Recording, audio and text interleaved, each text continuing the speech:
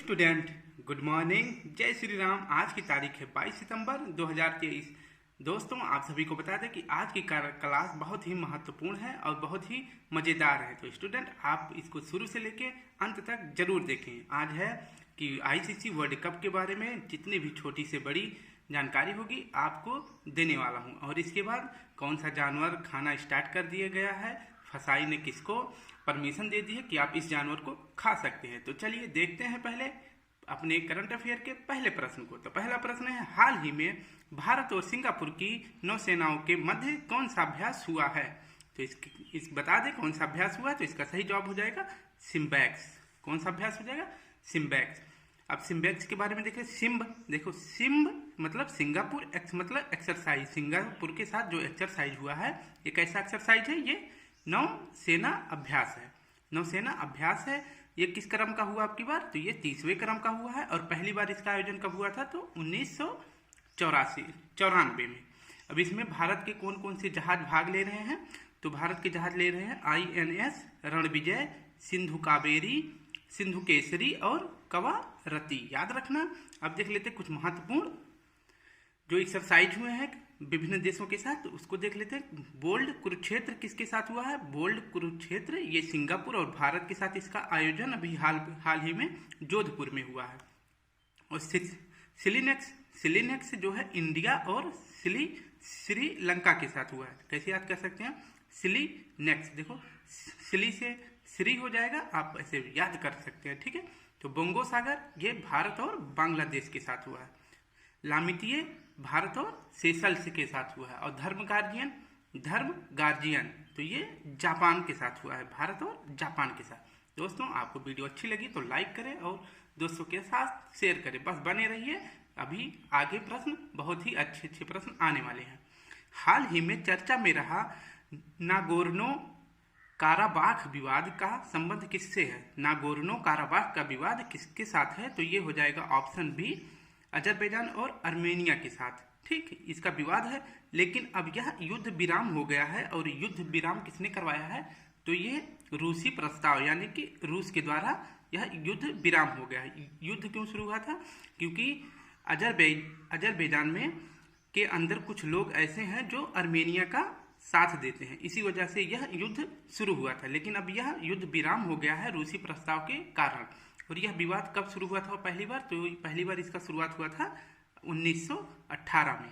अभी ये बंद हो गया है युद्ध, लेकिन फिर हो सकता है कि फिर जो है वहाँ के जो अजरबैजान के लोग हैं, जो अजरबैजान की सीमा में अर्मेनिया का पक्ष ले रहे हैं, फिर हो सकता है कि युद्ध शुरू हो जाए। लेकिन अभी तो फिलहाल ये शांत कर दिया गया है। नेक्स्ट देख लेते हैं कि अजरबैजान की राजधानी का क्या नाम है? बाकू। बाकू में अभी कुछ महत्वपूर्ण वो हुए थे चैंपियनशिप, जैसे कि बता दें आपको, जैसे हुआ है विश्व शतरंज चैंपियनशिप। इसका विजेता कौन है? तो ये इसके विजेता हैं कार्लसन और आर प्रज्ञानंद। तो इस फाइनल में कार्लसन और आर प्रज्ञानंद गए हैं, लेकिन गोल्ड किसने जीता है? तो गोल्ड जीते हैं कार्लसन और आर प्रज्ञानंद, जो चेन्नई के हैं वो सिल्वर जीते हैं। याद रखना। नेक्स्ट देखते हैं स्टूडेंट।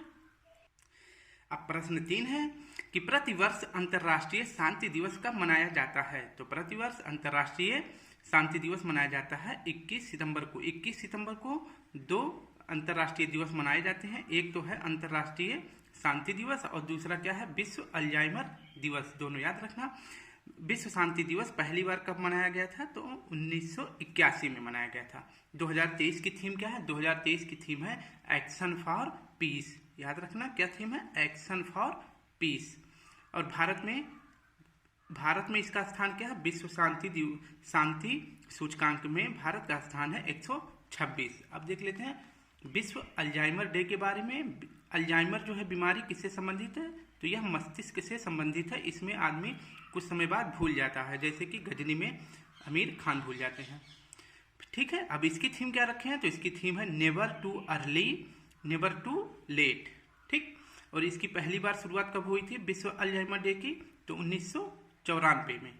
याद रखना। अब देख लेते हैं कुछ लल्लन टॉप प्रश्न, जैसे कि पोषण माह और इसके बाद अल्जाइमर माह, ये किस महीने को घोषित किया गया है? तो सितंबर माह को पोषण माह और अल्जाइमर माह दोनों घोषित किया गया है। अब ब्रेन का सबसे बड़ा भाग कौन सा होता है? ब्रेन का सबसे बड़ा भाग होता है सेरिब्रम। 14 सितंबर को हिंदी दिवस मनाया गया, राष्ट्रीय हिंदी दिवस। 7 सितंबर को अंतर्राष्ट्रीय पुलिस दिवस, जिसे कहते हैं इंटरपोल, इसकी स्थापना हुई थी 1923 में। 16 सितंबर को क्या मनाया जाता है? विश्व ओजोन दिवस। इसके संरक्षण के लिए मॉन्ट्रियल प्रोटोकॉल में एक संधि हुई थी। ठीक, याद रखना। अब नेक्स्ट प्रश्न देख लेते हैं स्टूडेंट। प्रश्न 4 है, हाल ही में दुर्लभ धातु वैनेडियम की खोज कहाँ हुई? वैनेडियम की खोज कहाँ हुई? तो इसका सही जवाब हो जाएगा गुजरात के कच्छ की खाड़ी में इसकी खोज हुई थी। अब देखते हैं कि वैनेडियम की खोज कहाँ हुई? गुजरात में। और इसका प्रयोग कहाँ किया जाएगा? तो जेट इंजन में, जो जेट बनाए जाते हैं हवाई जहाज, उनके इंजन में इसका प्रयोग किया जाएगा। और इसके बाद स्टोरेज बैटरी, जो कि घरों में बैटरी यूज होती है, उसमें इसका प्रयोग किया जाएगा। ठीक, अब देख लेते हैं कि वैनेडियम का जो है प्रतीक क्या है। तो वैनेडियम देखो, वह आ रहा है ना, वह, तो वह से वी से याद रखना। इसका प्रतीक क्या है? वी। और परमाणु क्रमांक क्या है इसका? परमाणु क्रमांक है 23।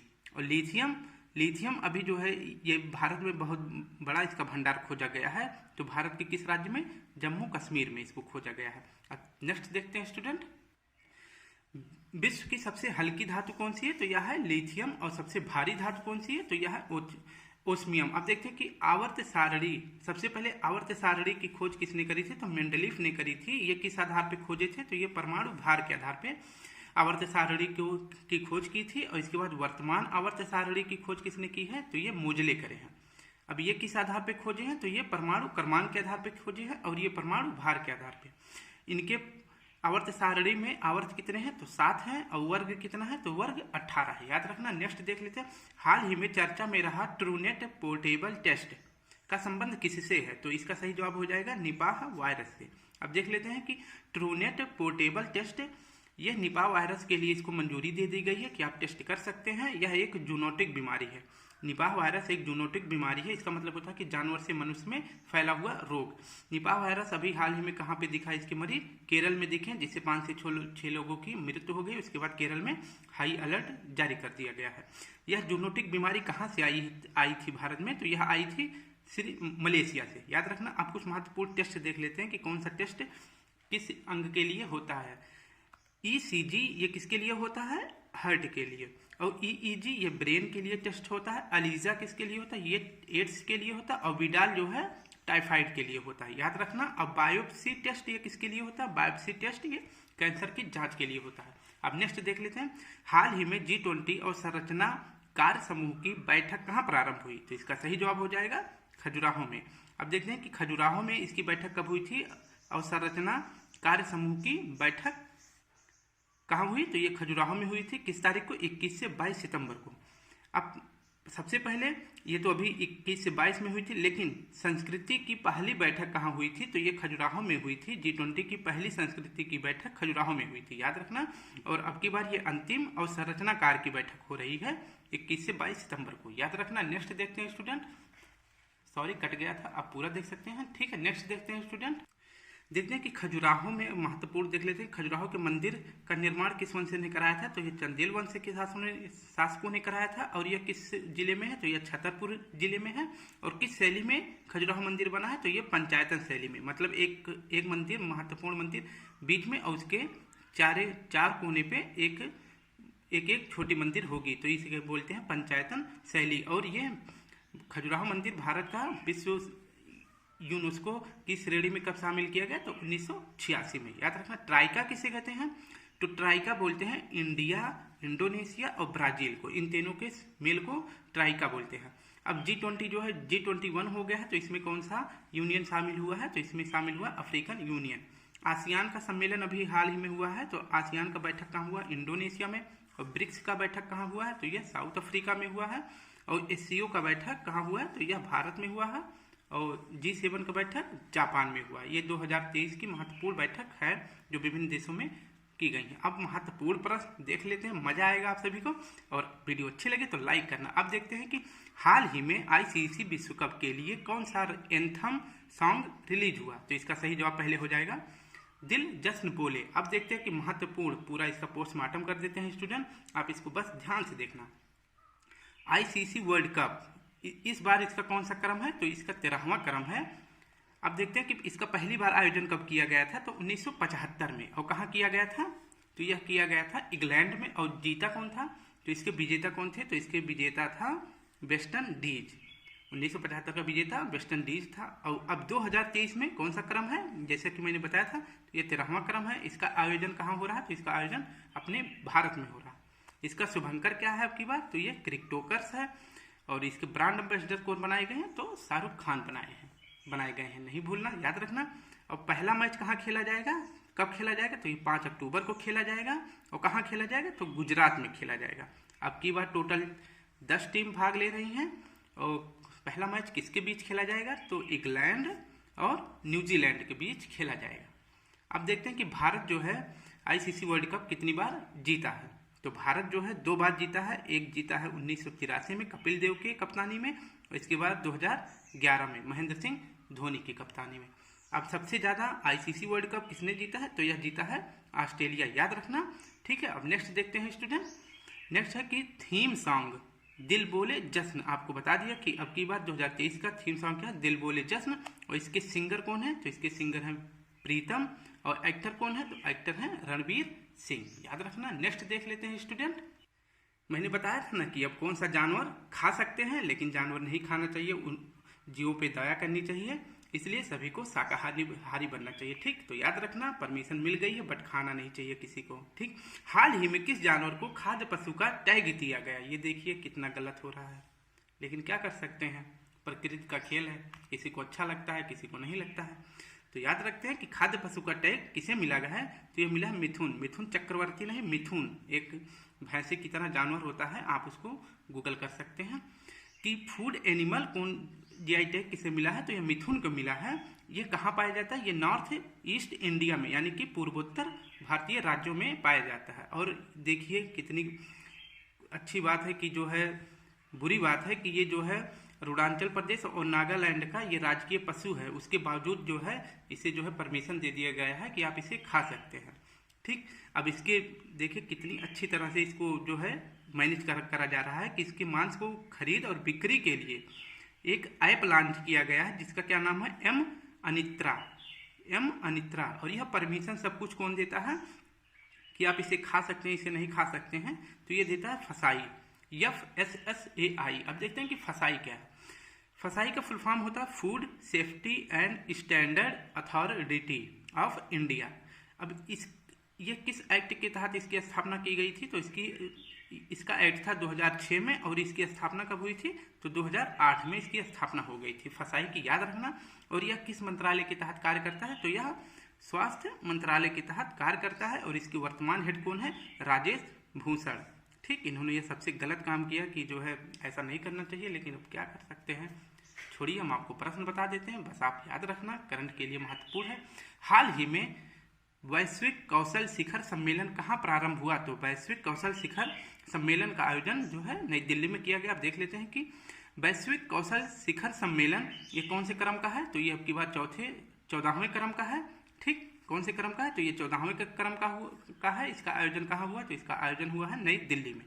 और होस्ट कौन कर रहा है, फिक्की। अभी फिक्की के बारे में देख लेते हैं, ठीक। तो अब की बार थीम क्या है इसका, वैश्विक कौशल शिखर सम्मेलन का, तो बिल्डिंग स्किल इम्प्रूविंग यूथ, ठीक, याद रखना। अब नेक्स्ट देख लेते हैं स्टूडेंट, फिक्की, इसके बारे में देख लेते हैं। फिक्की की स्थापना कब हुई थी, तो फिक्की की स्थापना हुई थी 1927 में। इसके संस्थापक कौन है, तो इसके संस्थापक हैं घनश्याम दास बिड़ला और पुरुषोत्तम दास। ये किसके कहने पर इसकी स्थापना किए थे, तो महात्मा गांधी जी के कहने पे जो है फिक्की की स्थापना इन्होंने करी थी 1927 में। इसके वर्तमान हेड कौन है, शुभ्रकांत पांडा। कौन है, शुभ्रकांत पांडा। नेक्स्ट देख लेते हैं कि हाल ही में मुख्यमंत्री कृषक मित्र योजना कहाँ प्रारंभ किया गया, तो इसका सही जवाब हो जाएगा कि मध्य प्रदेश में। मुख्यमंत्री कृषक मित्र योजना कहाँ प्रारंभ किया गया, तो मध्य प्रदेश में। अब देखते हैं कि मध्य प्रदेश में महत्वपूर्ण योजनाएं पहले, फिर इसको व्याख्या कर दे देंगे। तो मध्य प्रदेश में लाडली बहना आवास योजना अभी शुरू किया गया था। और इसके बाद भारत में पहला यूनिटी मॉल कहाँ खोला जा रहा है, तो इसका सही जवाब हो जाएगा मध्य प्रदेश के राज्य इंदौर में। और दूसरा कहाँ खोला जाएगा, तो दूसरा खोला जाएगा यूपी में। कहाँ पे, लखनऊ, आगरा और बनारस, ठीक, याद रखना। और मध्य प्रदेश के सीएम कौन है, तो शिवराज सिंह चौहान है। और भारत की पहली सौर सिटी का क्या नाम है, तो यह सांची में स्थापित होगा। भारत की पहली सौर सिटी सांची कहलाएगी। अब देखते हैं कि मुख्यमंत्री कृषक मित्र योजना का उद्देश्य क्या है। तो इसमें सीएम क्या शुरू करे हैं, कृषक मित्र योजना। इसका क्या मतलब है कि किसानों के साथ मित्रवत व्यवहार करना। अब इसमें क्या कहा गया है कि अस्थायी कृषि पंप कनेक्शन देना, किसानों को अस्थायी कृषि पंप कनेक्शन देना। जो उसमें लागत आएगी उसका 50% किसान देंगे और 50% राज्य सरकार देगी, जो शिवराज सिंह चौहान देंगे। ठीक है। अब यह योजना कितने साल की शुरू की गई है, तो यह योजना 2 साल के लिए शुरू की गई है। इसमें जो है किसानों को लाभ मिलेगा। और आप बताएंगे कि नमो 11 सूत्रीय कार्यक्रम कहाँ शुरू किया गया। अभी मैंने इसको कल ही पढ़ाया था। आप इसका जो है मुझे कमेंट में कमेंट करेंगे। ठीक, कमेंट बॉक्स में आप मुझे कमेंट करना। इसका जवाब मैं नहीं दूंगा, आप देना कोई अच्छा सा कमेंट जो होगा। ये किस राज्य में शुरू किया गया, आप इसको कमेंट करना और एक अच्छा सा मेरे लिए मोटिवेशन जो है कमेंट भी दे देना। अगर वीडियो अच्छी लगी हो तो लाइक करें, कमेंट करें। 10 से 15 मिनट में पूरा आपका करंट अफेयर रिवीजन करा दिया। Thank you. जय हिंद, जय भारत।